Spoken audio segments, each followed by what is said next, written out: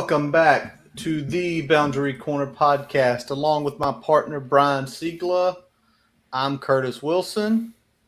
This episode is presented by Dr. Lord Jeremy Counts at Main Street Pharmacy in Blacksburg, Virginia. If you love this podcast, if you love the Hokies, and if you love the town of Blacksburg, make sure you are supporting Main Street Pharmacy when you make your way to town. Whether you need prescriptions, a tube of toothpaste, or just want to say hello, let Jeremy and his team take care of you. The money you spend at Main Street Pharmacy goes towards the things that you love and support. So next time you're in Blacksburg, head on down to 301 South Main Street. Tell them Curtis and Brian sent you. Big man, how you feeling tonight? Buddy, I'm feeling good. We're here on a Tuesday night. We are kind of full on into fall now. That weather was nice today. Oh my gosh, the weather's been nice. It feels like since the middle of last week. After the hurricane came through a couple weeks ago, it feels like it hasn't turned back. We haven't seen it. I got fall baseball on over here. Yankees, Guardians, Indians, 4-1. We start getting midweek football this week with the Fun Belt going on. There we go. On Wednesdays, and then the MACtion starts pretty soon on Tuesdays. There'll soon be a MAC game back here. Baseball up here. It's the time of year, man. I mean, you guys do anything fun over the weekend? We went down to South Boston, man. We hit up the county fair just before the game started on Saturday. Another sign of fall right there, county fair. Brought some barbecue home from the fair. Had a little dinner at the house while we watched the game. So doesn't get much better than that, man. How about you?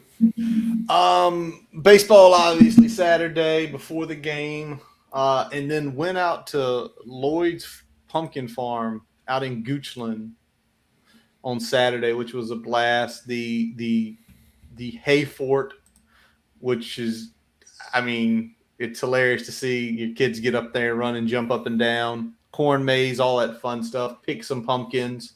There we go. Made the check. Got some good picks with the kids. Little girl's first time going out there, so it was an absolute blast. So again, it falls here, and it's football weather. And Saturday was that great day. Had all the windows opened up here in the man cave. Watching the game where the Hokies unfortunately do fall to Pitt 45-29.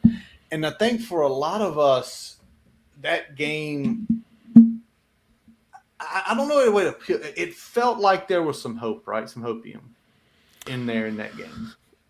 Yeah, we saw some signs of life. And I think that's kind of what we've been looking for the last couple weeks. Especially from the offensive side of the ball with some signs of life. And we finally got those.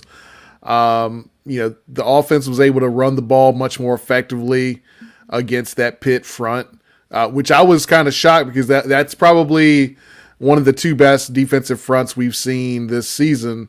Yep. And the last time we saw a front that good, we were pretty much shut the fuck out. So yes, you are. The fact that we were, I'll say effective, not good, but effective running the football against them is definitely a positive sign there. And then other than that, we saw kind of a mixed bag. We saw some things to like about what we saw on defense, and then we had a good handful of plays that we didn't like, and then we saw very, very up and down special teams play. You had a big block that resulted in a touchdown, but then you had a lot of short punts. Yeah. Some other snafus. You had a blocked extra point. So there was there were things all over the place that, were I think good things and things you can build off of and things that you just kind of look at and scratch your head and say, how do we let that happen? Well, let's start there with the thing that probably scratched our head the most is kind of a regression of the defense on Saturday, but it wasn't in all areas. But let's be honest, Brian, it was really only one area. There's really only one player. One player, one area. And it's the one player Brian mentioned that he knew he was banged up. He was hoping we didn't see, and that was Izzy Abedanaconda. I mean, over 300 yards. And you look at those numbers I had someone who was out of town as a Hokie fan say, "What happened?" Like, oh my God, they ran all over us. I'm like, dude, they didn't run all over us. Like, they had 8 plays. And he's like, what do you mean? I'm like, 8 play. He had 8 carries of 10 or more yards, 242 yards on those plays. That's insane. Yeah. And we're sitting here as I'm diving this on Saturday night, watching some of the late games, watching Guardians of the Galaxy. I look at the other 26 carries and it's like 78 yards. But all those 8 carries, over 6 of the 8 turned into touchdowns. And then the other 2 essentially flipped the field significantly on each time. And I mean, so Brian, say what it is. Say what it was up front where we saw that big regression. Yeah, I mean, we had some run fit issues throughout the game, particularly when they went with the split zone and the power, especially when they went power to the heavy side. That really gave us some fits in terms of getting to our run fits. And you said it, 8 carries, 242 yards, the other 26 carries, 78 total. So we're looking at under 3 a carry, except for those 8, and those other 8 are 30 yards a carry. I mean, that's a big swing there. But I mean, I think what we're seeing is that, Will is still a rotating cast of characters, and that was probably the most inconsistent play in the game, in the running game. We saw guys getting some bad fits, little slow to get reads, things like that. No Harvey or Strong, so that meant Breon Murray was playing some nickel, playing outside more. He took some bad angles in run support down the field. So, I mean, there's a couple things there, but I'm going to run through the kind of 7 plays that kind of change the game for the Hokies here. All right. Before we get into those 7 plays, big announcement today. You popped me on the depth chart. Essentially, the guy we expected to be starting at will is back this week in Alan Tisdale. Yep. So, and I know you were saying to me, we know what Tisdale is. We know what Tisdale can do. And that's a bigger thing. Where we saw what Brian's going to discuss here with some of the will linebackers, we hope to not see, because he has been practicing. He probably is going to be in game shape. Yeah, he's been on the scout team, so he's definitely in game shape. And, he's obviously been here since the new regime arrived, so he should have a good understanding of the defense, even though he doesn't necessarily have those game reps yet. The question at this point is that, is he going to be full bore this week? Is he going to be on a pitch count? What's that going to look like? But in terms of having a guy that has a combination of talent and experience, there's really no one better for that position on the roster right now. So hopefully that we see some uptick there. But let's get into it. The first play that we're look at here is a 38-yard touchdown. Split zone. We saw Kendricks kind of lose his gap. And that resulted in the entire right side kind of getting blocked by that tight end that's coming back across the formation. And that created a huge hole that kind of put guys in the secondary on islands. And you get a guy that is as good as Abanikanda is at the second and third level of the defense, and it's a recipe for disaster. Me and you stared at this play for about 10 minutes looking at it today, because we're still trying to figure out what the line call was, because Kendricks what'd you say? He was in 3, right?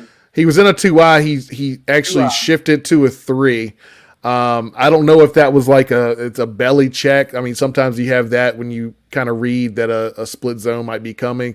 I don't know if that's what the check was. But they didn't do it every time that we saw a split zone, so I'm not sure exactly if that was the call. And then I told you what kept catching my eye was he and Jay Griff were on the same line. That's a huge giveaway that something went wrong, because if you're going down the same line, there is somewhere open, and why are you pursuing the exact same lineal, right? Well, the other thing is that when Kendricks jumped outside, I was like, that looks a little funky, but he jumped outside and then he didn't attack the tight end or the end of the line of scrimmage the way you think he would if that was what he was supposed to be doing. So he still had bad technique, even if he did the right, the right slant there. So I'm not sure exactly what was going on there, but he kind of took himself out of the play. And because he took himself out of the play, that also took Griffin out of the play. And that whole side of the defense was kind of wide open and let Abanikanda kind of get up there in the second level. And like me and you looking, like you said, if he just attacked the tight end, he likely pushes the tight end because of the size differential. Kendrick's 295, that tight end's about 140. He likely pushes him right into that run lane where, if nothing else, you at least pinch that lane down where Izzy either has to go through it slower, more hesitant, or he has to kind of bounce it out, and that puts it back in play for Griffin there. So, yeah. You hate that. We said the second one there, another split zone. This one, it looks like Panay, loses his gap. Trying to, he kind of doesn't get his head across like you want him to. And then he looks like he kind of panics, undercuts, and then it doesn't quite get to the ball carrier. Wide open rush lane for Abanikanda, and next thing you know, another big gain. You made it sound, when you talked to me about that play when we looked at it, you said he knew he did something wrong, and instead of crossing the face, he just tried to shoot gap. And as soon as he did that, and what it's that pressing and technique, right? Like not trusting you're because you said if he just would have went with him, it's not a 28-yard gain. Well, he didn't cross the lineman's face like you would like him to, but instead of like just continuing to press the blocker and kind of hold that ground, he tries to shoot underneath him and doesn't make the play. If he probably holds that, he probably gets some help because you had Kendricks that had beat his man and was coming from the backside there. So, I mean, there was a chance that you get a tackle for loss there, and if you don't, you at least give your guys in the secondary some more time where they can get into a better position to make a play at the second level there. But unfortunately, we didn't see that, and that was a blitz call that was kind of away from the point of attack. So I mean, it was a good call relative to the defensive call. It kind of put us in a bad spot from Jump Street. So that hurt, but then we also hurt ourselves in not kind of doing what we needed to do there. Yeah, and that was a 28-yard where they were on their side of the field, I think about at the 25 or 30, so it immediately flipped the field. So it wasn't like none of these happened with the exception of what we'll talk about. Oh, hello, Robbie. I have not talked to Robbie since Friday. I don't know what that means. Also, good evening, LeVar, with us on Facebook. But like every play was of crucial. And then the next one is that 17-yard run, which again it's like the head took over and the instincts didn't for everybody but the guy trying to make the play. Yeah, I mean, 17-yard touchdown run. It was split zone on 3rd and 2. Cole Nelson gets there, has him in the backfield. It's going to be a loss of 1 yard. Got him wrapped up. And then all of a sudden, Izzy keeps his legs grinding. Nelson gets a little bit of a bump, kind of falls off the tackle, and next thing you know, Izzy's scampering to the end zone. But there's others that were around the ball carrier. I think we're a little too content to let Nelson kind of finish that tackle solo. I know Kendricks was getting kind of blocked. I think either Kendricks or Fugu were kind of getting blocked around the point of attack. So you kind of understand that. But, I think Dax and Keonta were a little more hesitant than I'd like them to be of getting in there to kind of finish that tackle off. And then ultimately, the tackle's broken and he's scampering into the end zone. So, that's one where you're holding them to 3 and now all of a sudden they get 7. And that those little things were the differences in the game. What about the next? I did not look at the next one with you. We had a breakup for a few minutes. Where was this one at? This was obviously after one of the bad punts. Yeah, this is right after the bad punt. this is what happens when you're effective with your bread and butter. In this case, they were running split zone very effectively, hitting us for kind of big gashes. And you see us start to kind of flow and follow that. Well, now you've got the guy that's coming across the formation and normally kicking out on the backside.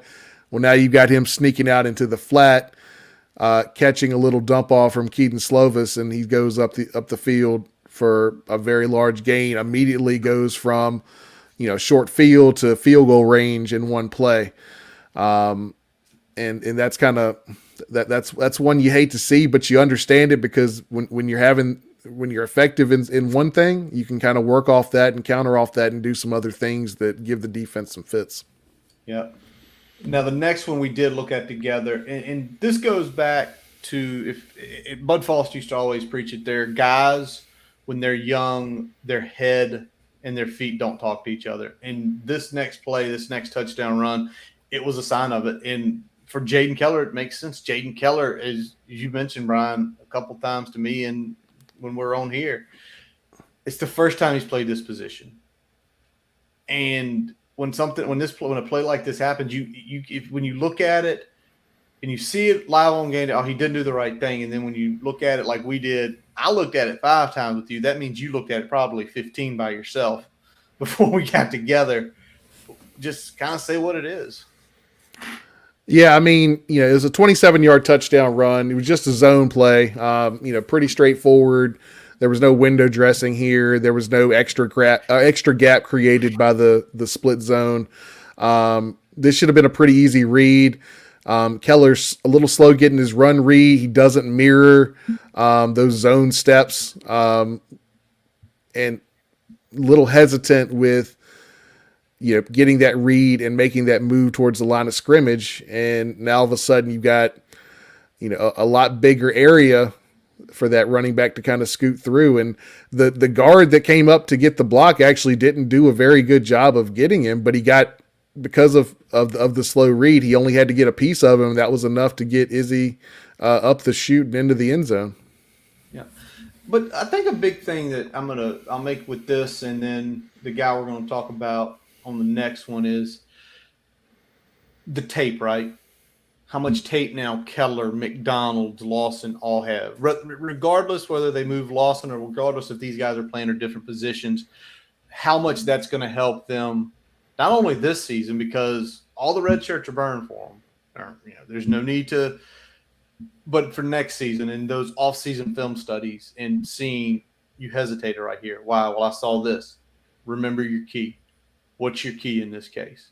Because to your point with Keller, if he follows his key, again, it's still probably a gain. It's not the massive gains. And I think as me and you looked at all of these, and there's 2 more we're going to talk about, every single one of these could have been solid gains, not back-breaking gains for the Hokies.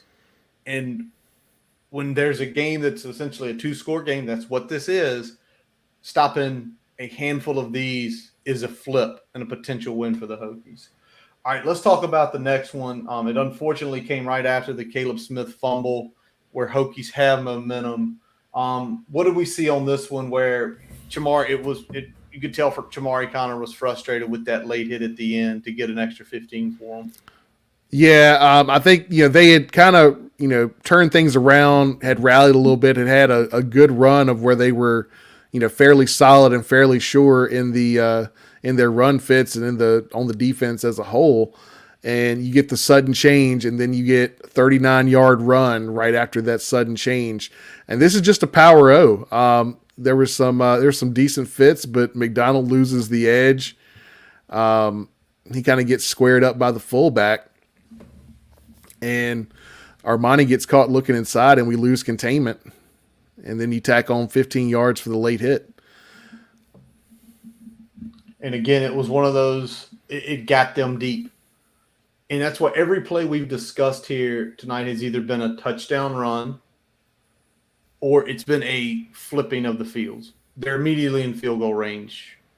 Even the 28-yarder we talk about with Panay, they're out of field goal range, but if you hold them, they're going to punch you deep likely.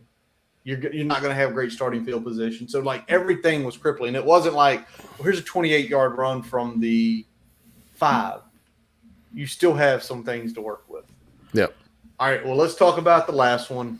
This was the backbreaker. This is the one that killed. Go ahead. Yeah, this is the 80-yard touchdown run. It's another power. This was not really a great snap by any of the linebackers except for Jenkins, but the biggest problem is that no one is kind of following the pulling guard here, and that allows him to tee off on Connor instead of that block is designed to go for a linebacker. He's not supposed to be getting to that next level and taking out our last line of defense there. And they did a lot in the second half with kind of having those two tight ends and then shifting them across the formation before the snap. And I think that kind of gave us a little bit of trouble with the adjustments. I mean, in this case, you'd like to have seen McDonald. There was when the guard pulled, there was a down block. You would have liked to seen McDonald kind of shoot underneath where the pulling guard is coming across behind that down block and try to make that play in the backfield because he's the unblocked man in this case. So, I mean, that would have been what you like to see. He was a little bit late kind of reading that. He took about 3 steps towards the line of scrimmage and away from the play before he started redirecting towards where that play was going. You'd like to have seen him, that one step and then say, okay, that's a down block. Okay, that's a pulling guard. And then he knows what to do from there. So he's a little bit slow on that. So, again, there it kind of is the breakdown of each play. You get a chance to go back, listen to this segment.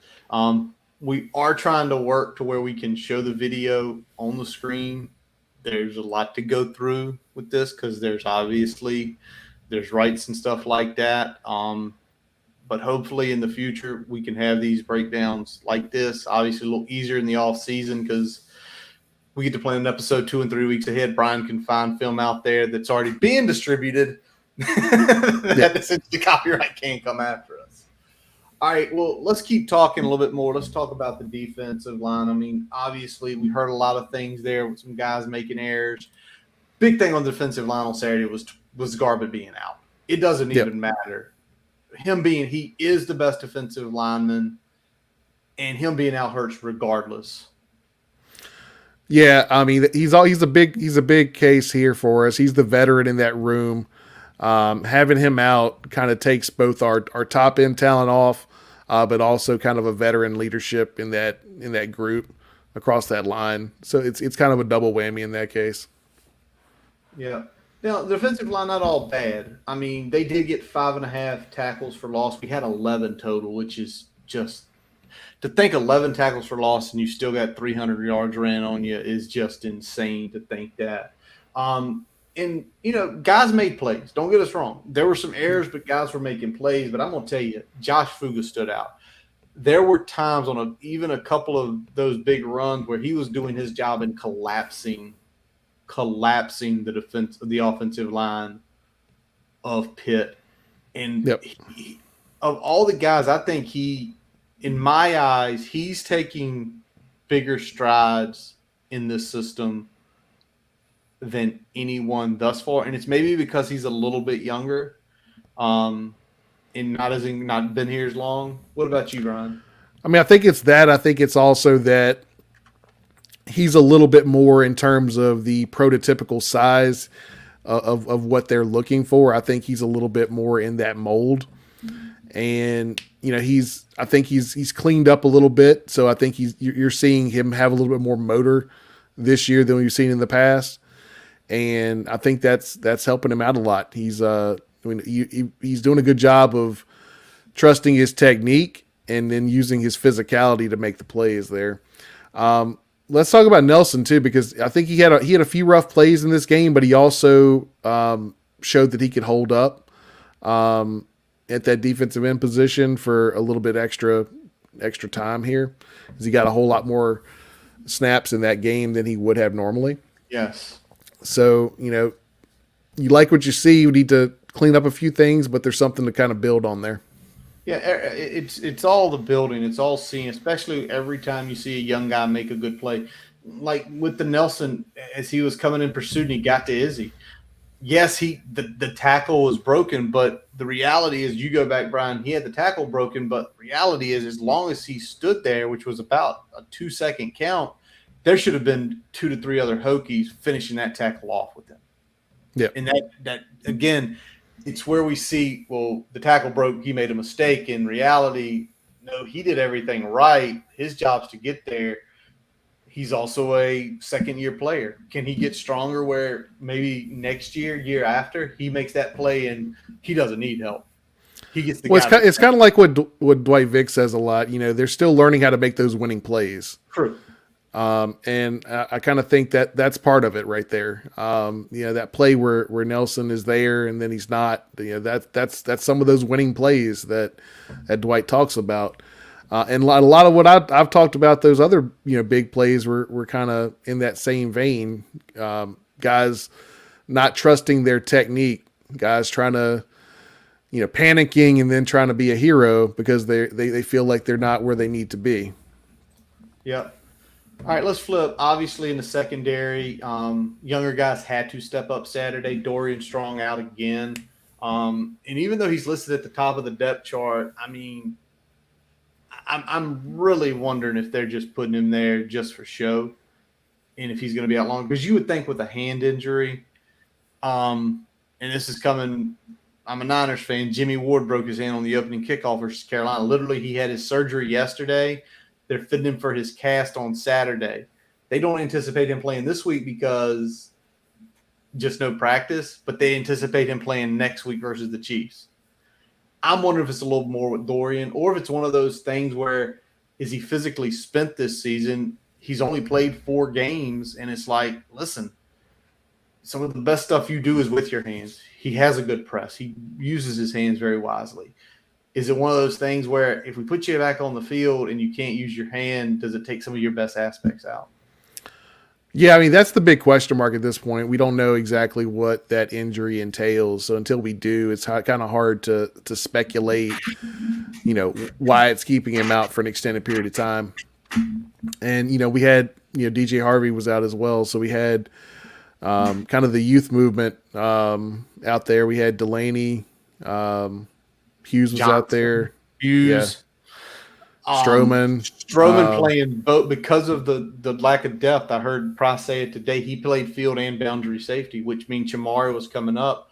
So Stroman playing a spot he's not accustomed to because of, again, the depth issues, something we've heard a long time. But of those guys you mentioned, I mean, is it still I think Mansour Delaney has shown. Yeah, he's shown out well. It looked like Cam Johnson had some good snaps in there as well. So, we're seeing some of the depth get created now with some of these young guys combined with the veterans on the team, and that's only going to be good going forward, but also good obviously heading into next season as well, when a lot of these guys are going to be counted on for a much larger role on the defense. Absolutely. All right. Let's flip it to the offensive side of the ball. And Brian, I mean, you this is my feeling. You can tell me how you feel. I think this was the best game for this offense, considering the quality of defense we played. Knowing Narduzzi's pedigree, Pitt was coming in as a top 30 total defense going into the game. And we have some 3 and outs and where we looked a little inefficient? Yeah. But did we have some good drives? And some big plays? Yeah. Yeah, I mean, this was as good of a offensive output as we've seen all season. This wasn't like Boston College where we got a lot of short fields early in the game, and then we kind of rested on a big lead as a result of that. We had to earn a lot of these yards. Other than the blocked punt for a touchdown, we were driving the field on this team to get those points. So that's a difference. And, the play calls, I think, I haven't had a big problem with the play calls this year, but I feel like there was a better slightly better flow this week. Wondering if Brad Glenn being in the box there with Tyler Bowen was kind of a benefit for him, seeing some things a little differently and helping with that flow. But I mean, honestly, the biggest one is getting Malachi Thomas back in this offense. Gosh, yes. I mean, you take a look at Malachi and just his stats. I mean, they give him a fair amount of run. I mean, 15 carries, 84 yards. He went over 5.5 a carry. He had a touchdown. He broke a big 29-yard run. He broke some other ones. And I mean, just kind of looking, you talked about his vision. And what we saw a couple times, that vision, he saw the hole, he went, right? And some of them weren't big gains. They were like 3 and 4 yards. But now it's 2nd and 6. Okay, do we want to run the ball again? Do we want to take a shot? We're at a play call level where we can do anything we want. The goal is to gain positive yards, but if a safety peeks up or something, right, let's take a shot.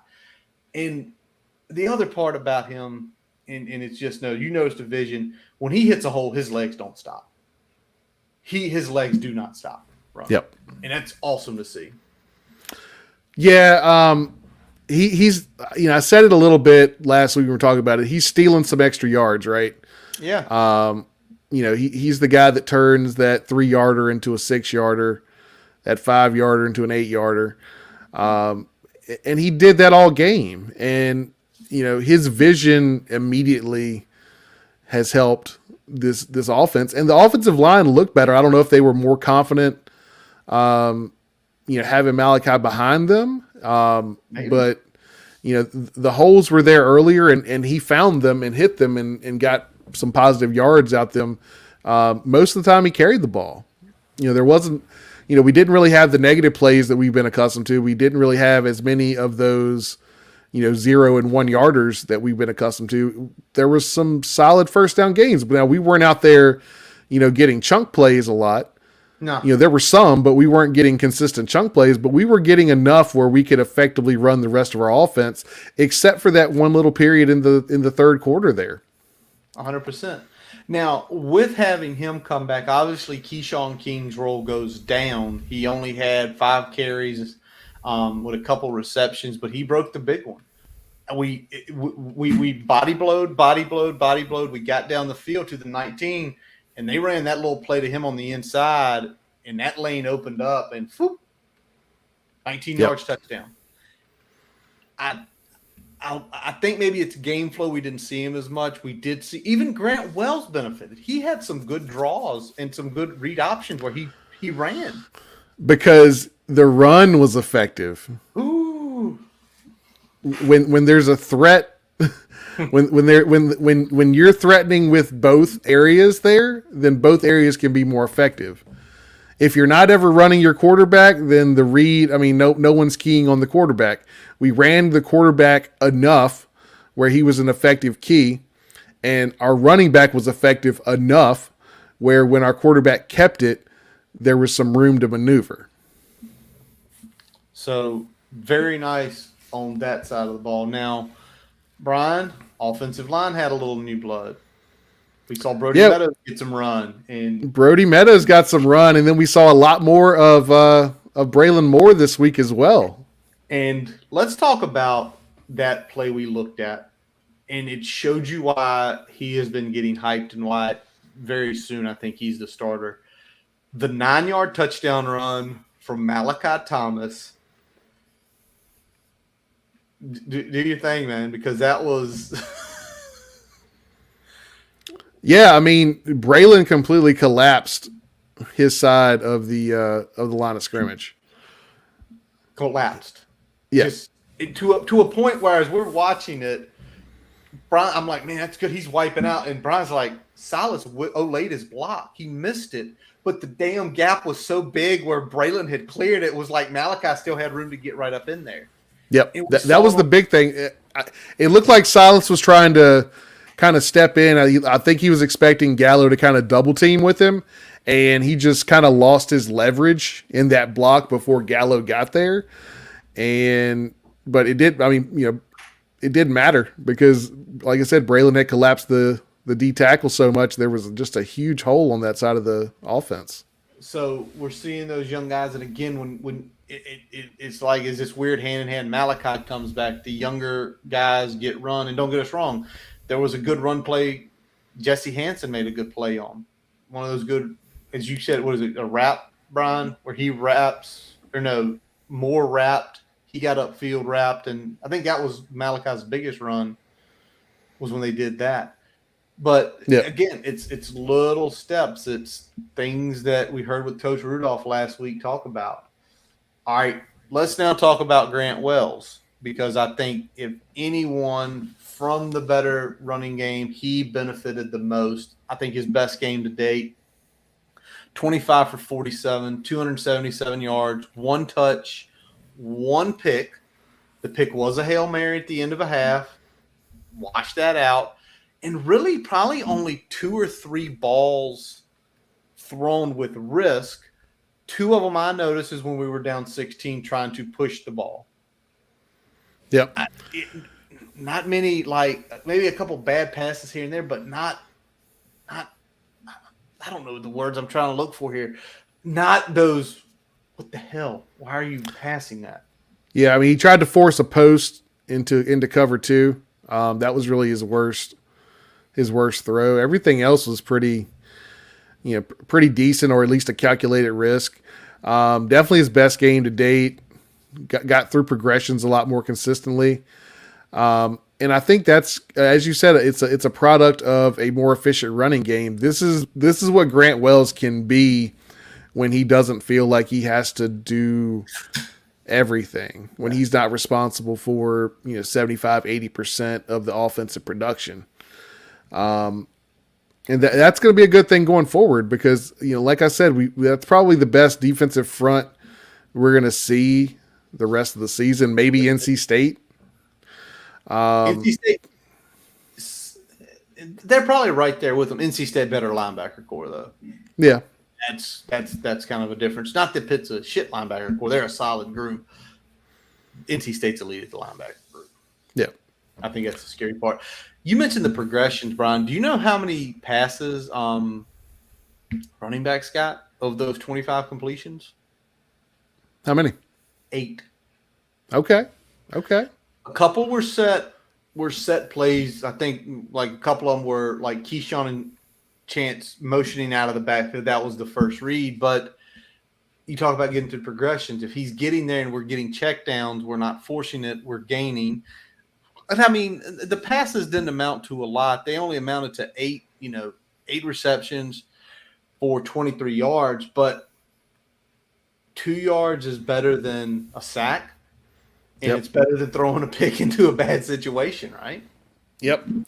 Again, we got to start with the little things. If we can get the little things done consistently well, then we can kind of move on to some of the bigger things.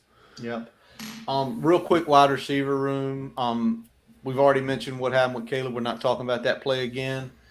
Caleb Smith, 9 receptions, 152. He was the ACC wide receiver of the week. Got a little banged again. I mean, if you want to talk about toughness and, as we will make a joke here, grit, I think Caleb Smith has that, because Coach said today Caleb was good to go this weekend. And he's showing out. And I'm trying to think, does he have a year of eligibility left? I think so. I could be wrong. Sure. See, the whole COVID shit just. Yeah, I still don't know how they're classifying some folks, because at first I thought they were going to just retread the year that they were on as the COVID year, but a lot of times they just kind of advance the year and then they're giving them a bonus year. So in this case, Caleb's first year was 19. So if they count the COVID year, he could come back next year, which I kind of hope he does come back next year. Let's talk about your boy again, Brian. Daquan Wright had himself another day, man. I put on the timeline on Twitter, man. He is a walking, talking first down. It is that way. If you need a first down, look for that man. Look for that man, which slowly but surely he's going to start drawing more attention, more attention, and you're going to have Smith getting open. You're going to have some run lanes there. I do want to say this. One of the best passes of the game was that 43-yard bomb to Dwayne Lofton. And I think Tally put up, was this a good throw or a great throw or a great catch? And I think Dwight went up there and said, great catch, really good throw. Because they both were, because Grant was on the opposite side of the field, right? He was on the opposite hash when he chucked that ball into the end. Yep. And go ahead. I was just going to say, I mean, if you're talking about it, it's a great throw. You had to have a strong arm to get it there. It wasn't a perfect throw. You know, you'd like to see him place it probably a little bit more out in front, but from where he was throwing it, kind of where he was coming off, it wasn't his primary read. He saw it there. He got it there. I'll take it all day. And I will too. And give Lofton credit for coming back to the ball and making the play on the ball. We saw that burn us numerous times already this year. It finally burned someone else. All right, Brian, you kind of caused some controversy Saturday after the game with your tweet. Me? No way. How dare you say that Pry has got to get better at balancing game management and defense? How dare you say that? How dare you critique him? No, I got it from both sides. I was told that I wasn't critiquing Pry enough, and then I was told that, how dare I say that he wasn't calling a good defense, which is what I was saying at all. What I was saying is that there were moments in the game where, because of game management, because of the little things that it takes to be a head coach that can, cost your team, there were some moments where we probably left some points on the field. Yeah. And, I'm not saying that I blame Pry. Like, he's still getting accustomed to being a head coach, and he's getting accustomed to being a head coach while also calling defensive plays and being more in tune with what's going on with the defense than he is with the whole game.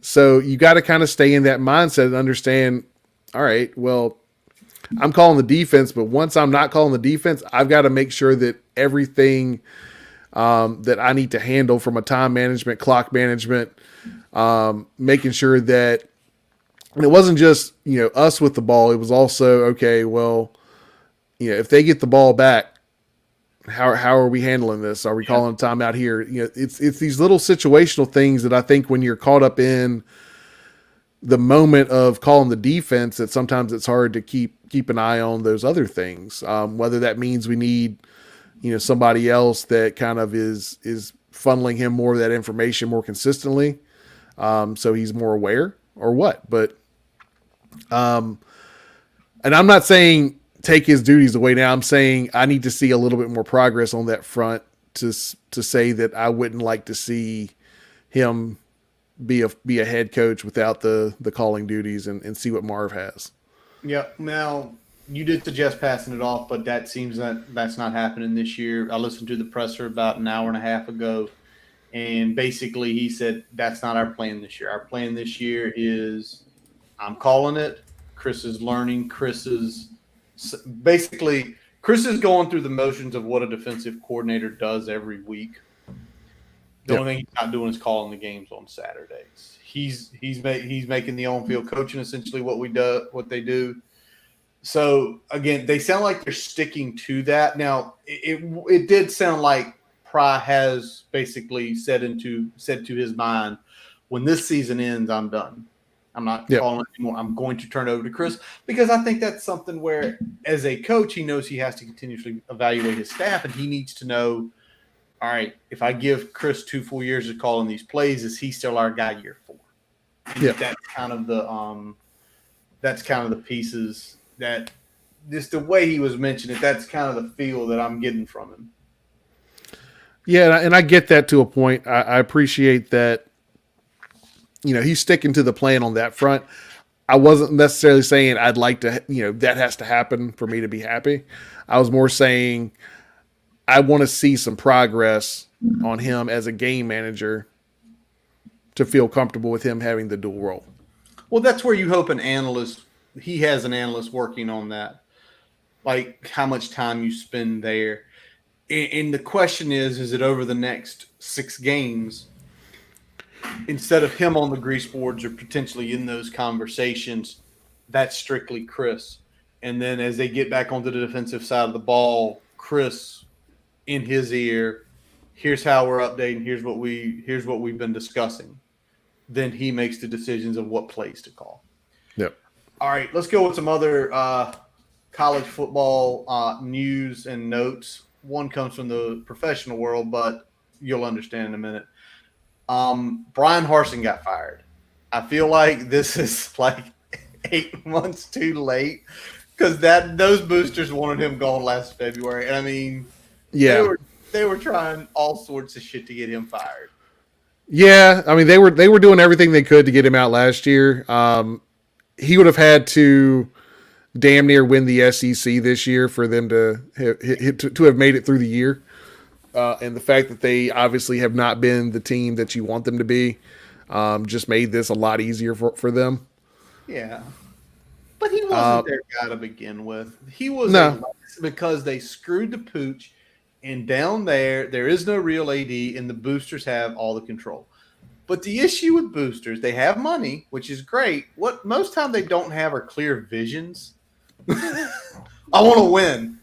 Well, motherfucker, everybody wants to win. Well, it's one of those things where, like with an AD, you can kind of filter a vision through one channel, a collective team. When you've got, 100+ multi-million-dollar boosters calling the shots, that's a lot of voices in the room. It is. It very much is. All right. Another guy got fired from the professional ranks, but I think anybody that follows football expects him to be in college, perhaps next year, maybe the year after. And that's Matt Rule gets fired from the Panthers after the 49ers kick him around. I win some beer from a buddy at work. I mean, it's all good things. But you sit here and look at the landscape of college football right now, and Nebraska being open, Georgia Tech being open, Auburn being open. Programs in big conferences that do have some legacy. I think he's going to land there. Even though he legitimately, I don't think it's an NFL contract like a collegiate contract. He's literally getting $800,000 for the next 48 months, which is just insane. So does he really want to coach? Because if he does so, you ask me straight up right now, Nebraska – it probably would be the play based on what he did at Baylor, what he did at Temple, how he developed and built that culture. I think that's where he lands. Yeah, I mean, it wouldn't shock me at all for sure. There's gonna be a lot of jobs open, but that feels like the most natural fit at this point. All right, we got one more thing, Brian. You put this in, so I'll let you lead it because you got your mind here. Yeah, we're just going to throw a big rest in peace out to Angela Lansbury. Absolute legend, stage and screen and small screen as well. Small screen, big screen, bed sticks and brooms or bed knobs and broomsticks, man. As a kid watching that movie for the first time. I mean. Yeah, I mean, I'm still I'll throw on an episode of Murder, She Wrote from time to time. One of those shows you used to watch with your grandparents back in the day, and now it's like, all right, I'm gonna throw it on. It's still a good time. It holds up a lot better than you think it would too. So okay. Well, I always used to think about that. It used to come on CBS Sundays at 8. So I can still remember it's kind of like the 420. It would be the 425 game. Then 60 Minutes, and then Murder, She Wrote. My grandparents wouldn't change the channel if we went over there on Sunday afternoon. Yeah, there was a time, I think with season 5 or something, they did a Murder, She Wrote Magnum PI crossover where they did one episode where she guest starred in character, God. And then they did a continuation of that story where he was on her show. So it was kind of a pretty cool crossover for the network back in the day. So rest in peace to Angela Lansbury, any child of the 80s that did not have a feeling for that show. You you might have lost a lot of things. Yep. All right, Ryan, we got one more piece to hit here. Earlier this week, we did lose a commit. My son, Tink Kelly, down in Daniels County, South Carolina, athlete, cornerback, wideout, decommitted. He decommits about 8 hours later. I am blessed to receive an offer from Clemson. Yep.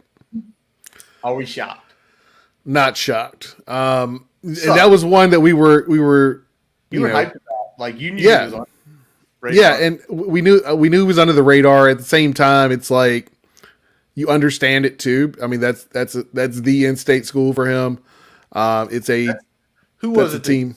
Somebody said to us this week, that's like the Blacksburg High of Clemson. It's like literally right there. Like, Yeah. like so it sucks. I mean, but those are the things that are going to happen. I'm interested to see if anything picks up in the next few days here.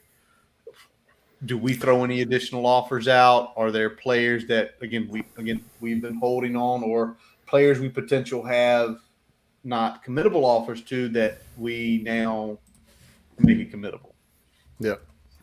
Also this week, I mean, I'm shocked by this. Jonathan Penix is going to announce this week down in Appomattox, and I'm sort of shocked. His top 10, he did not have us in there. Yeah, that was interesting. Kind of, We'll see what that looks like at the end of the run, but yeah. I mean, I was shocked by it as well. Yeah, when I saw it, I was just kind of shocked of,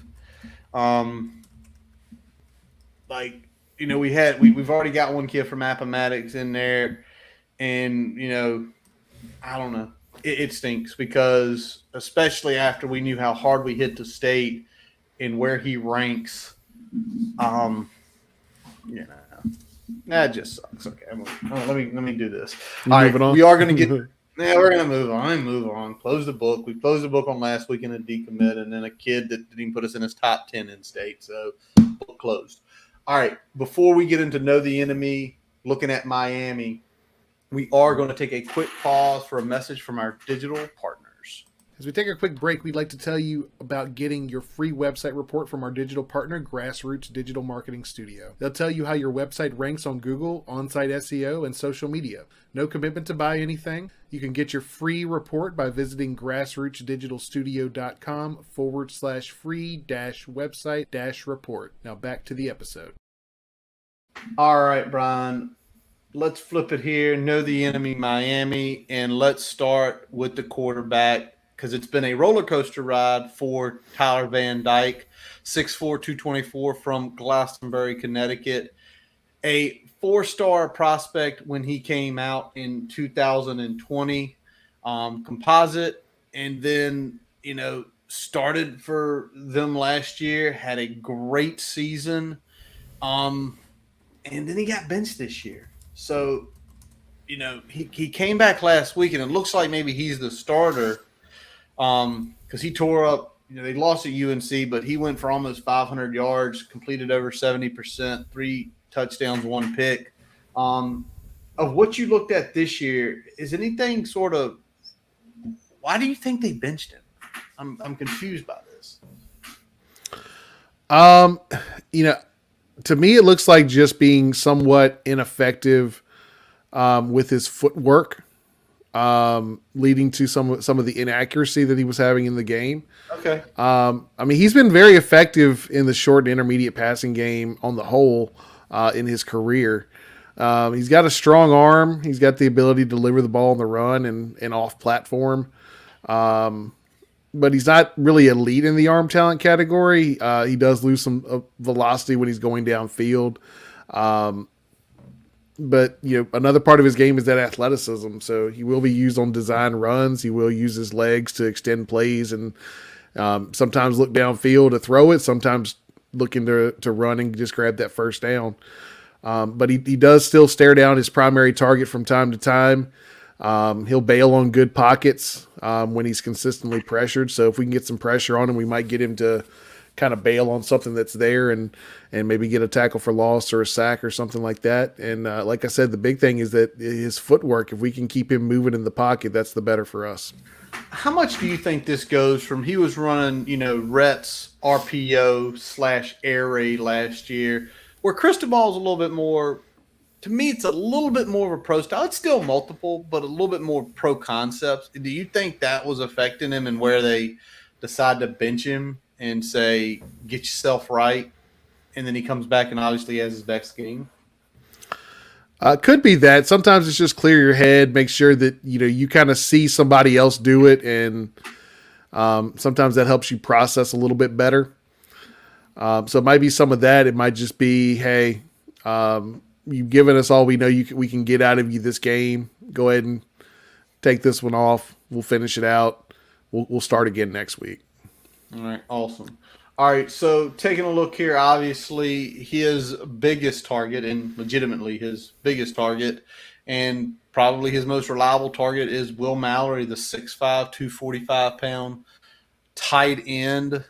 Mallory out of Jacksonville, Florida, Providence High School, composite 4-star when he came out. He looks like prototypical when they used to be tight end. You would how many years they would run a first or second round tight end coming out of that place. Yeah, this is a complete tight end here. Great hands, runs good routes. He's definitely their primary stick mover and safety valve.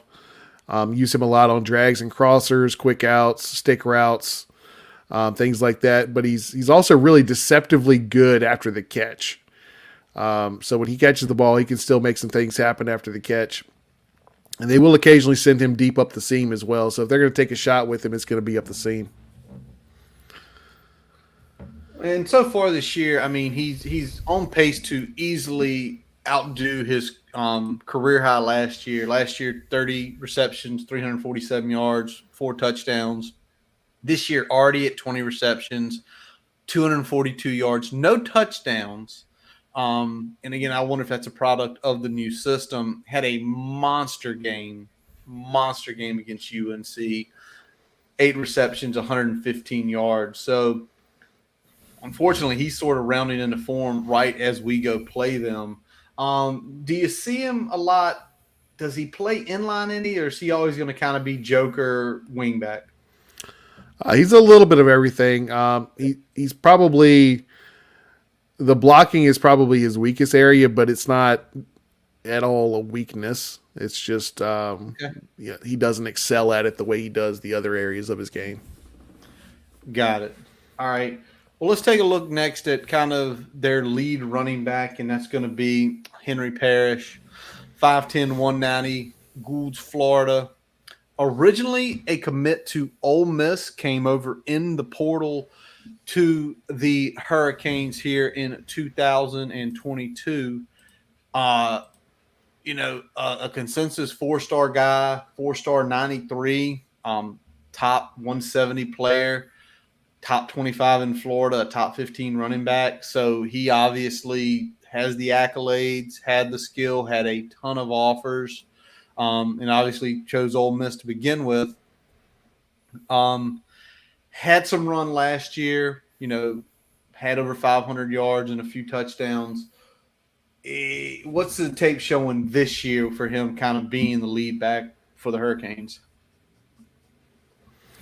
Yeah, he's a running back that has really good patience at the point of attack, especially on those zone calls. They'll be running a lot of zone, so has a lot of patience to kind of wait for the blocks to get there and make his cut.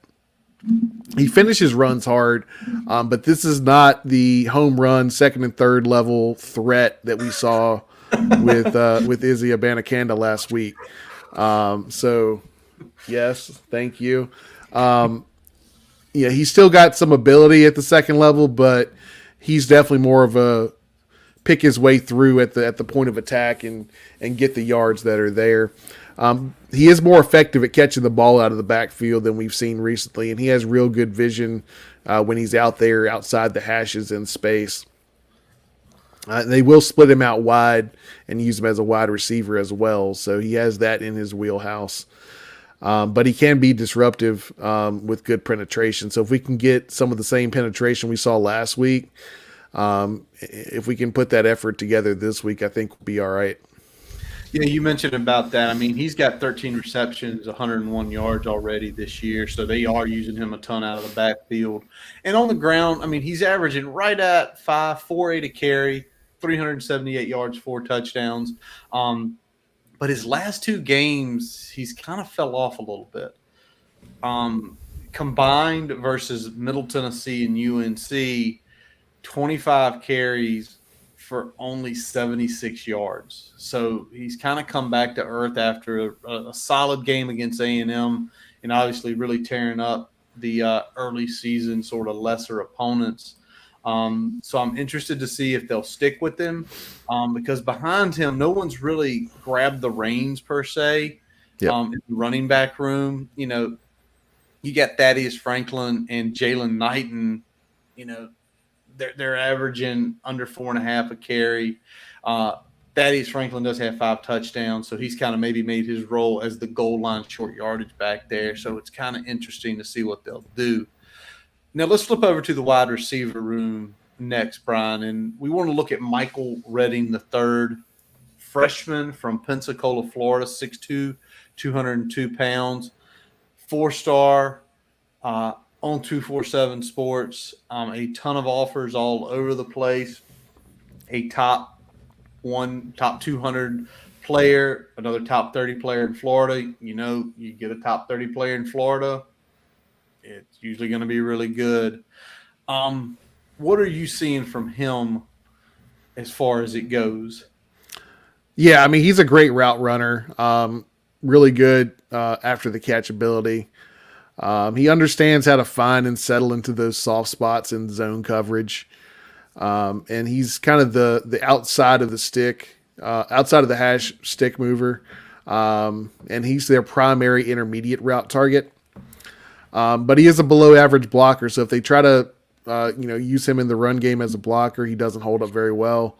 And he's not a legitimate deep threat. Just his skill set combined with Van Dyke's inability to kind of push it downfield with good velocity doesn't really match up well. So they don't take a ton of shots downfield. All right. And so far this year, I mean, solid stats, not blowing the world away with, 14 receptions, 183 yards, only 1 touchdown. And you talk about that intermediate, a long of only 20, which is really interesting to see. And just kind of looking at them in general, looking at their wide receiver room, only one guy has a catch above 50 yards, which may be something we weren't expecting to see there.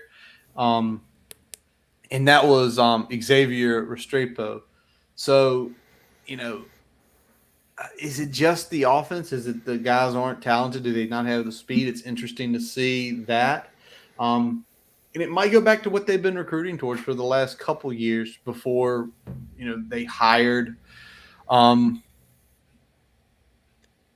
Gaddis. Well, Gaddis, I'm thinking about the head coach, and it's just completely blocked Cristobal. my mind. Cristobal. Jeezy Lord. Because when you go from that sort of air raid concept to more pro style, maybe you don't have the field stretchers quite yet. Now let's talk about it. You just mentioned his name. We all know about Josh Gaddis, successful at Alabama, successful last year at Michigan, has made his way down to the Hurricanes, sort of kind of rough out of the gate. But what do you see from his scheme? I mean, it's a hybrid pro style. They have some like West Coast and spread elements kind of mixed in there. A lot of pro formations and schemes with more up tempo. Some of that air raid kind of mindset still a part of this offense, but it's ran with more traditional formations and schemes. But it's still a kind of get the ball out of your quick, get the ball out of your hands quick type offense when they're throwing the football. They like to move the pocket a lot to take advantage of Tyler Van Dyke's abilities to throw on the run. That's mixed in with more pro-style elements that blend gap and run schemes and they use a variety of formations and motions to create advantages in that run scheme. But as I said already, they don't take a lot of shots, and they are not a very good team when they get in the red zone. They don't put the ball in the end zone very often. Yeah, and we'll talk about that a little later. Let's also talk about this real quick.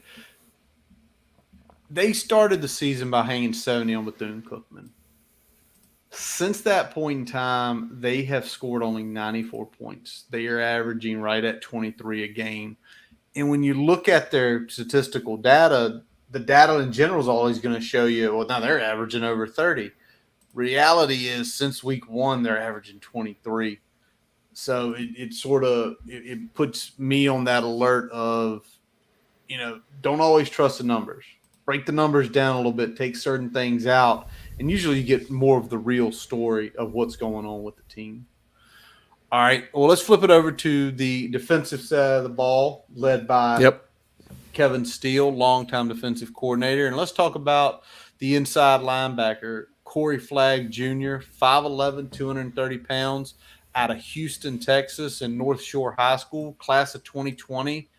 A kind of non-traditional Hurricane here. He was a low 3-star, an 83 by 247 standards, and, seems like he's doing pretty good for himself thus far. Yeah, and the big thing is that he's a sure tackler and really good in pursuit, and that kind of makes that's the kind of player that gets on the field pretty quickly, regardless of their kind of top end talent there. He does a good job of taking on the pulling lineman, attacking the gap when he reads run. He doesn't really get confused very often by window dressing or misdirection. They will use him as a blitzer fairly regularly, but he can struggle when he ends up responsible for the edge. So that may be an opportunity where we can take advantage there. But he's a solid player across the board. I mean, is he the leader of the defense? Does he make the calls from what you could see? Yeah, he is one of the players that makes the call there. They kind of rotate another, I think, redshirt senior or super senior. I forget his name right off the bat, but those are the two primary inside backers that they're using. All right, and so far this year, I mean, great stat line. 30 tackles, 7.5 of those are tackles for loss. He's got 1.5 sacks. No interceptions, no real pass deflection. So like you kind of mentioned there, Brian, for a couple minutes, is he's attacking a certain area of the field where he's not out there in coverage. Yeah, a lot of run responsibilities, a lot of going sideline to sideline in the run game. He's mostly kind of sitting in some soft zones when he's in coverage. He's not running man-to-man with a lot of guys. Awesome. Well, let's flip and let's take a look at one of the guys on the back end here, and that's Cameron Kinchins, sophomore, 5'11", 202 out of Miami, Florida, out of Northwestern High School, composite 4-star when he came out, was a top 350 player, top 25 safety. And, so far this year, solid numbers, just 10 tackles, but he's really been a kind of, I wouldn't say, I don't know if you call him a ball hawk or just Johnny on the spot. He has 3 interceptions and a fumble recovery. So he is essentially taking care of 4 turnovers by himself. Yep. Is the tape saying that he's a hawk, or is he just in the right spots? A little bit of both. I mean, he is their primary coverage safety. He's not asked to be a force player very regularly, but he does a decent job when they ask him to. Occasionally you'll see him in the box, but usually he's kind of the deep middle safety or matched up in man coverage. They will occasionally use him as a blitzer, but that's not his strong suit. He sometimes gets kind of eat up if the block's there, unless he's running free. But he does like to hit. But he will occasionally miss tackles from time to time, so that might be an opportunity where if we can kind of shake that first initial hit, we might have some opportunity to break some long gains there in the secondary. So when you see those missed tackles, is it bad technique, playing recklessly? Kind of coming in too hot, usually. Okay. Not being in control, not breaking down, not forming up. Any man responsibility? Or do they try to keep him back in the middle, like you said? It's a mix. He's either playing deep middle third, or he's in man coverage. Okay. So they mix it up a little bit. All right. Makes sense with Steele with some of the stuff he does, as we'll talk about in a few minutes here. All right, let's go to the defensive line and let's talk about Jafari Harvey, 6'4", 252 pounds from Port St. Lucie, Florida, at a Vero Beach High School. 4-star weak side defensive end when he came out in 2019. He was a top 160 player nationally. He was a top 10 weak side defensive end. He was a top 20 player in Florida. And you look at his sort of, his offer list, Miami, Mississippi State, NC State, Florida State, Kentucky.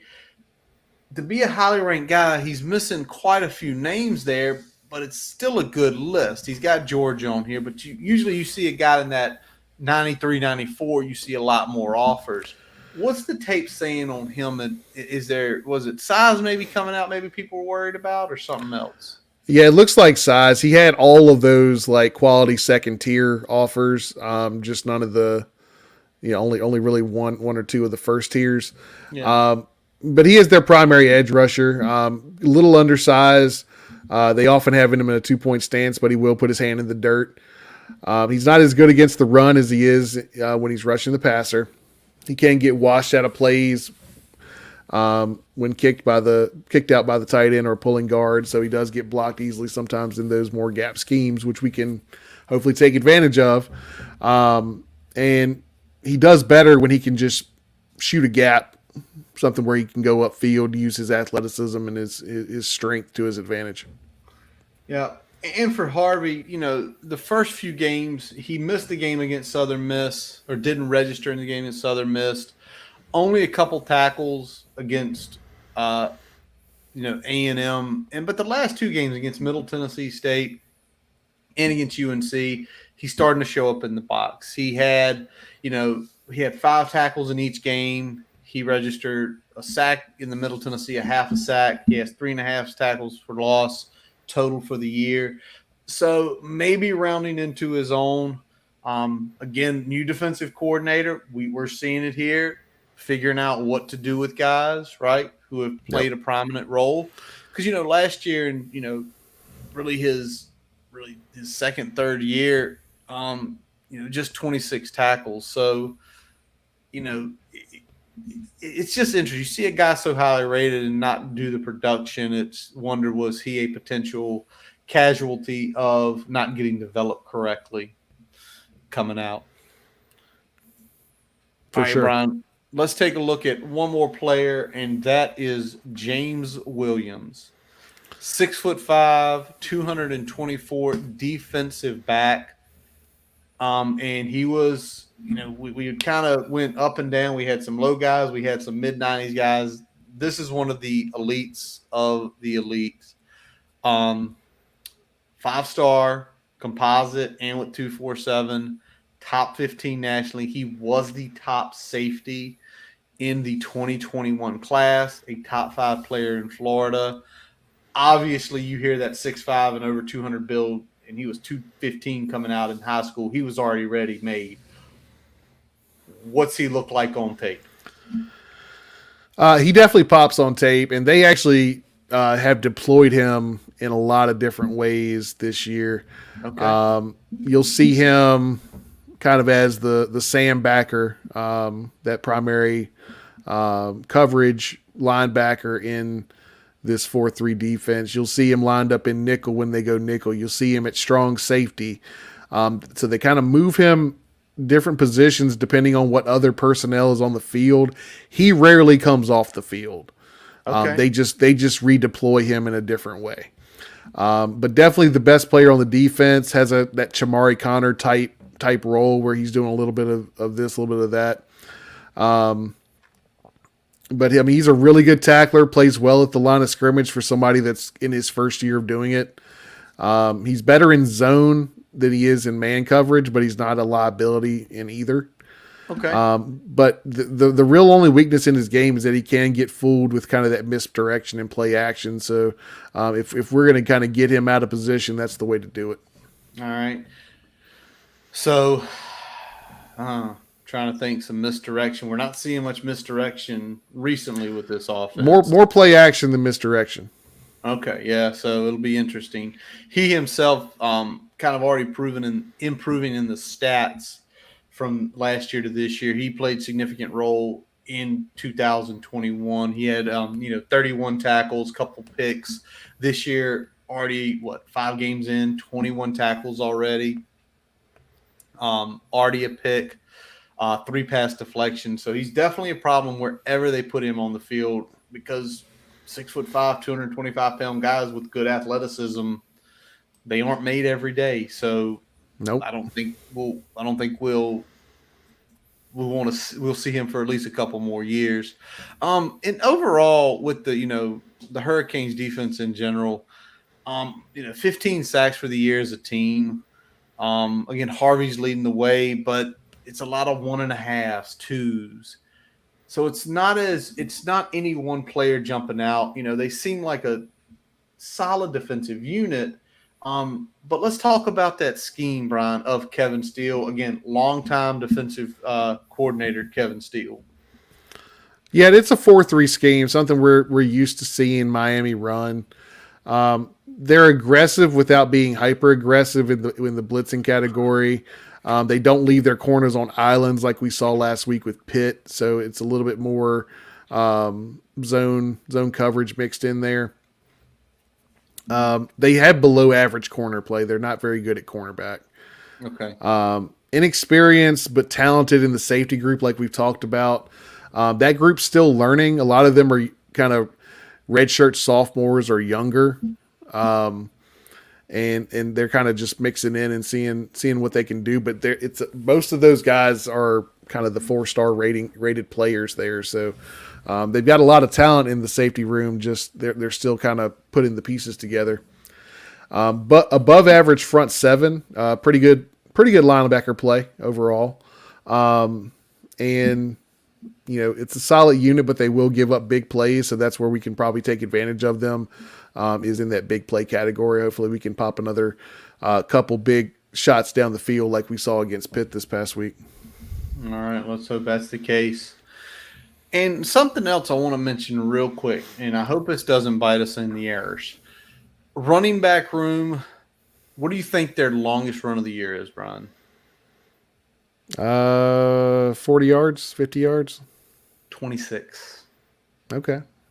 So, obviously after last week getting gashed, I'm sure run fits will be.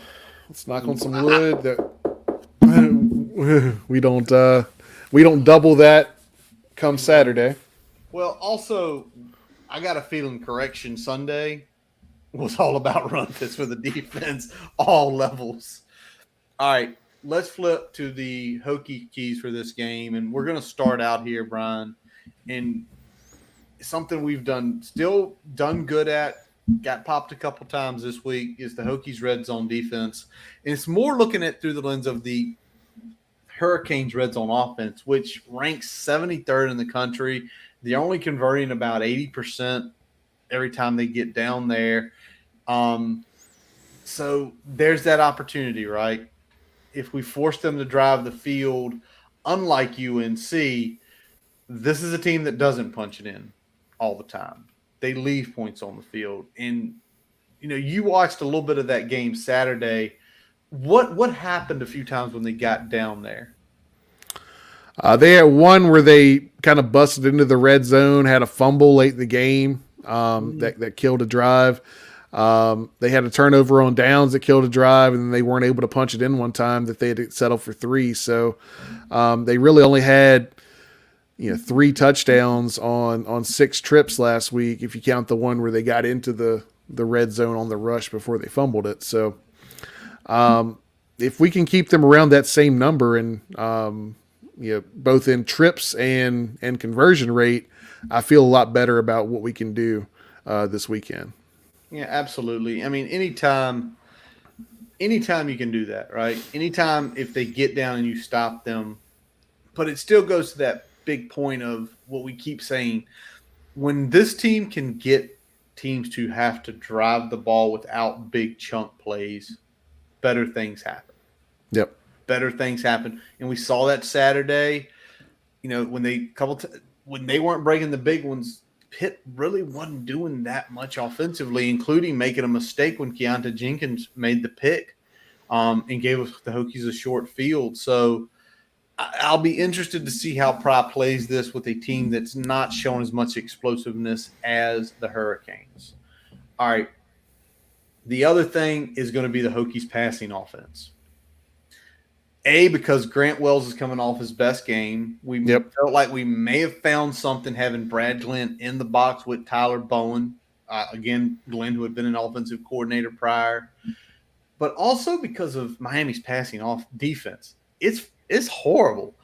They are 105 in passing yards allowed. That's not good. That's below a lot of bad defenses that we've seen. They are bad at cornerback. Well, you said it. We didn't talk about any corners. Usually we try to bring up one corner or someone who's covering. We didn't talk about any in the players to watch for the Hurricane. The other one, and this is, to me, I like this metric a little better than just yards allowed. The pass and efficiency defense. What if I told you, Brian, there are only 15 teams worse than them?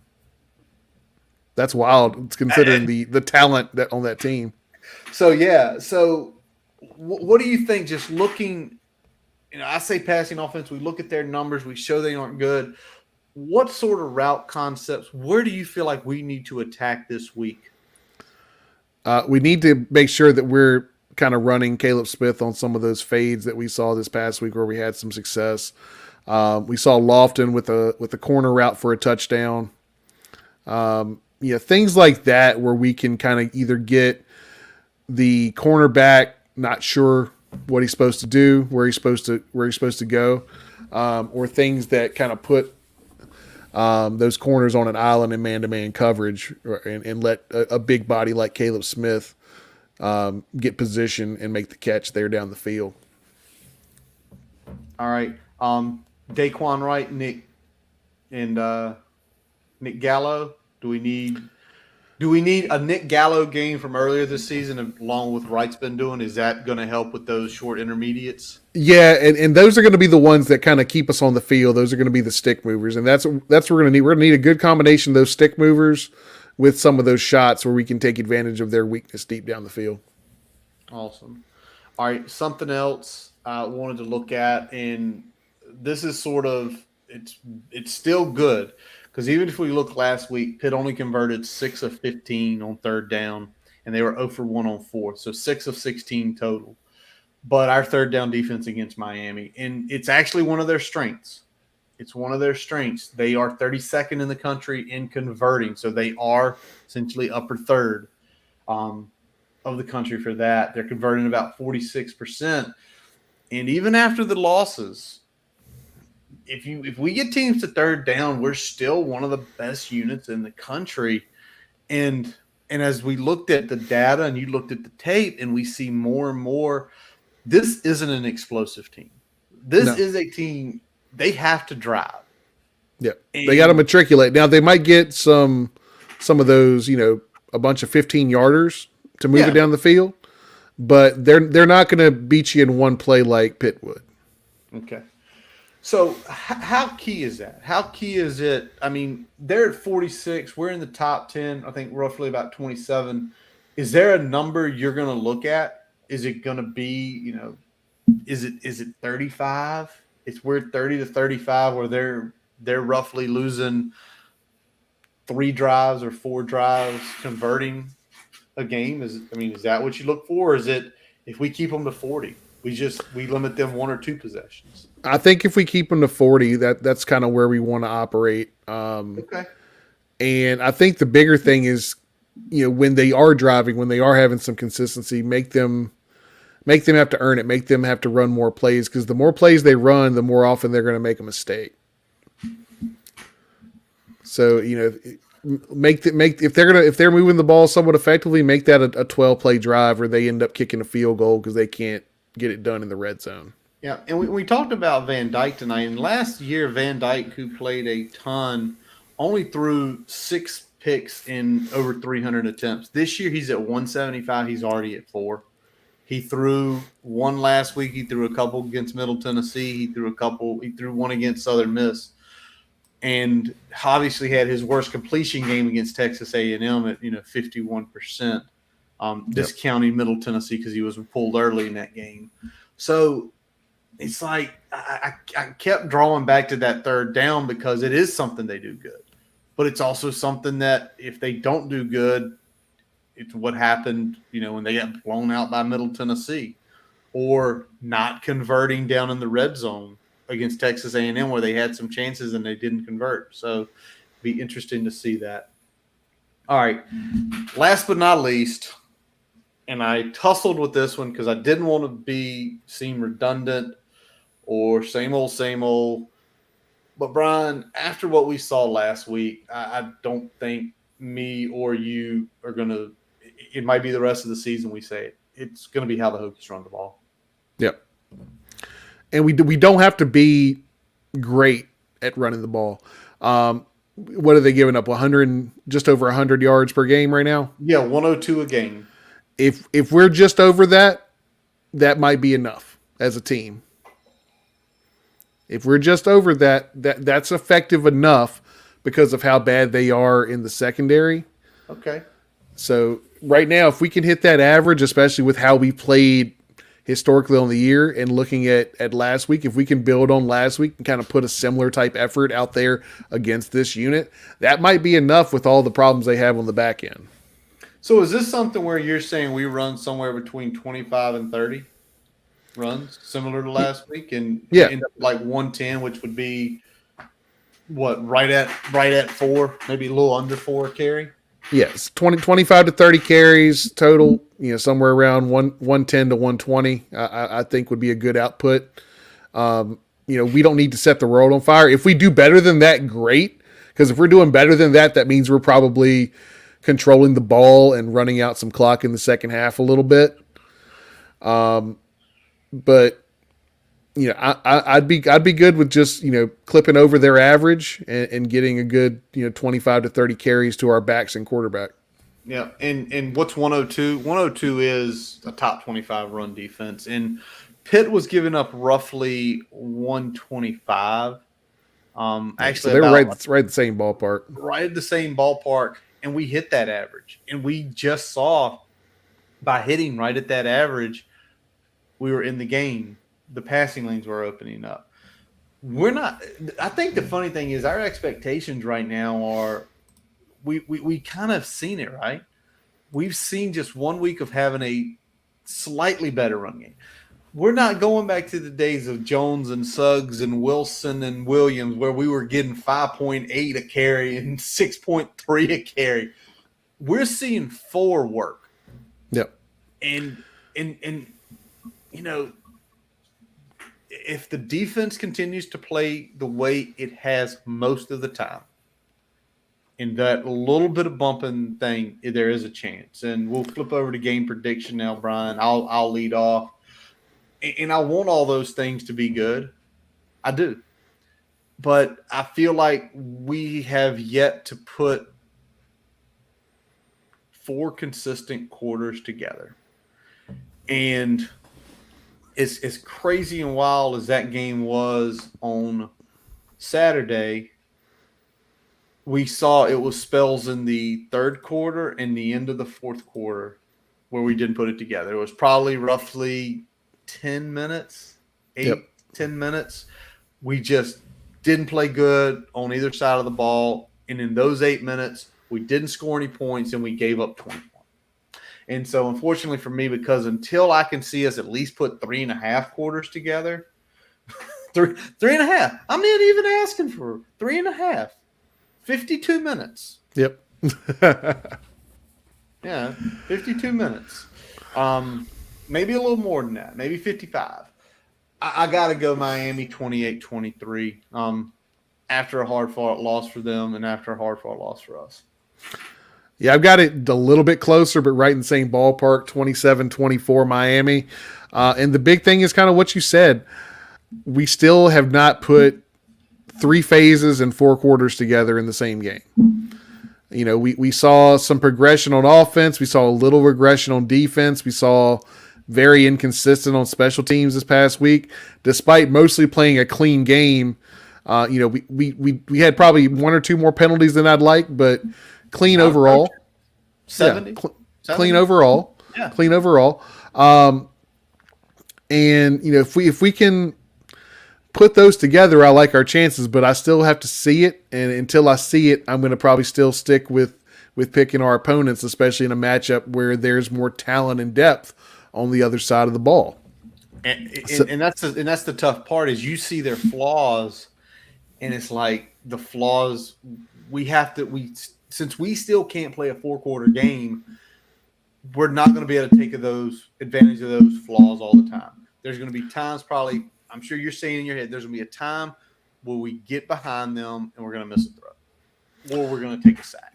Yeah, I mean, we don't have to play a perfect game to win this, but we've got to play an 85% game, and we've been playing mostly somewhere between 50 and 70. Yeah. So we got to play an 85% clean game from a execution standpoint, from a time management, game management standpoint, from taking advantage of the plays that are there standpoint, to not shooting ourselves in the foot. Between penalties and turnovers, there's so much that we got to do. If we can get to that 85% level, we'll be competitive and squeak out some wins, probably against anybody left on our schedule.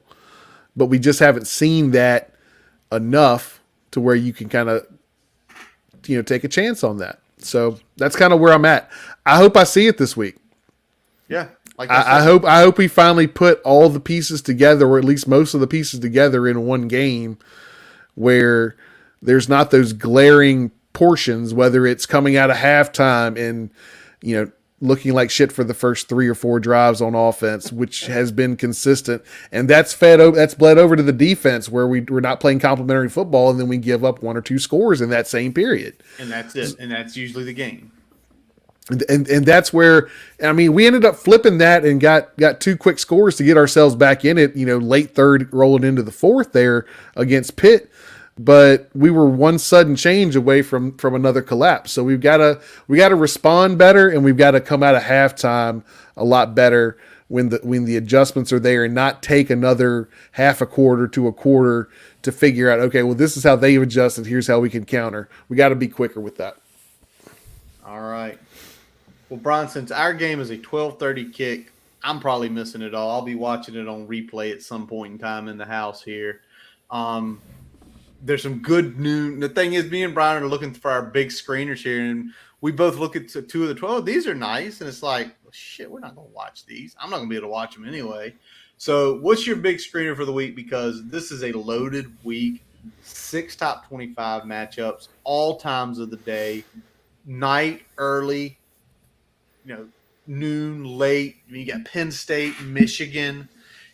Is a huge kickoff at 12 o'clock. I know me and you both thought about doing that one, but you pretty much said, well, I'm not going to watch it. Why am I going to put it as my big screener? You got NC State and Syracuse. Syracuse is unbeaten still.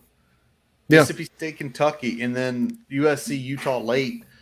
So we kind of. Do we want to get into the argument? Is Syracuse the worst undefeated team left? I mean, there was a timeline debate about that. Some Orange fans got butthurt. But you look at their schedule, depending on how things go the next few games, they might not even be bowl eligible until the last game of their season. It's true.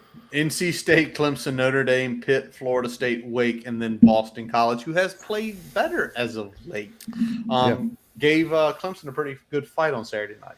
But, Brian, all those good games, we'll probably be catching the afternoons of most of them.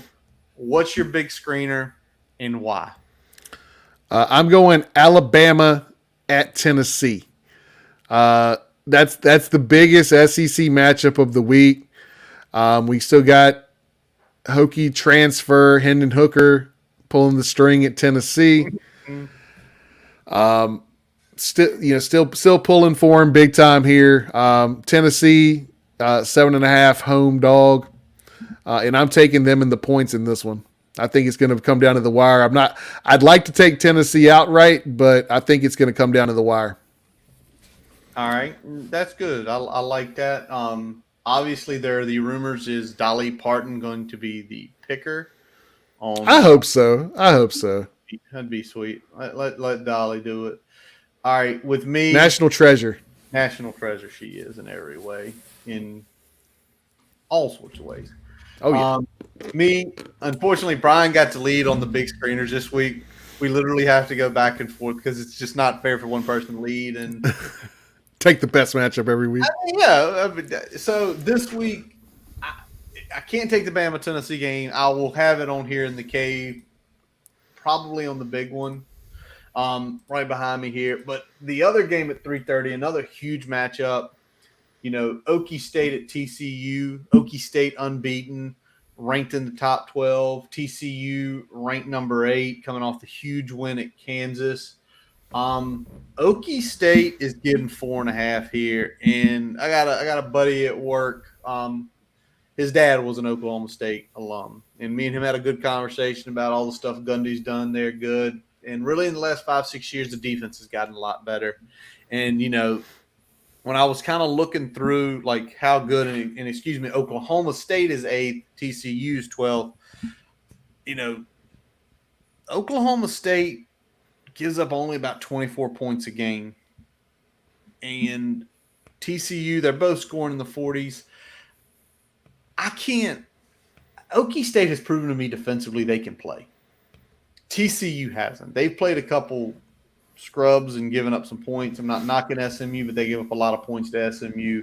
So if you're giving me 4.5 points with the fighting Mike Gundy's, I will take plus 4.5, and I will call Okie State wins outright. So All right. hammer the money line, take the points as well.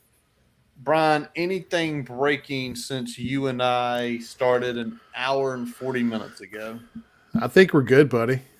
All right. We can punch off here, man. Let's punch it. And that does wrap up this episode of the Boundary Corner podcast, brought to you by Main Street Pharmacy in Blacksburg. I'm Curtis Wilson. I'm Brian Siegler. Visit our website, boundarycornervt.com, to listen to all of our episodes. While you're there, don't forget to follow us on Twitter, Facebook, Instagram. Subscribe on YouTube and your favorite podcast source, including Spotify, Amazon, and Apple Podcasts. We still ask you guys, leave messages, leave reviews. We're always looking for better feedback. Any potential, thoughts about future episodes, ideas. We're open to a lot of different things. Now, as always, we let our buddy Jason Long play us in and play us out. Check him out at his new website, jasonlongmusic.com, where it will link you to all of his music on Apple Pie, Spotify, his YouTube account, and his Facebook page. He is going to be playing from 8 to noon at the Grandin Village Farmers Market down in Roanoke, so check him out there. And then a week from tomorrow night, so we'll mention this one again, he is going to be at Food Hut's Wednesday Market at Golden Cactus Brewery on 214 5th Street Southwest in Roanoke from 5 to 8:30.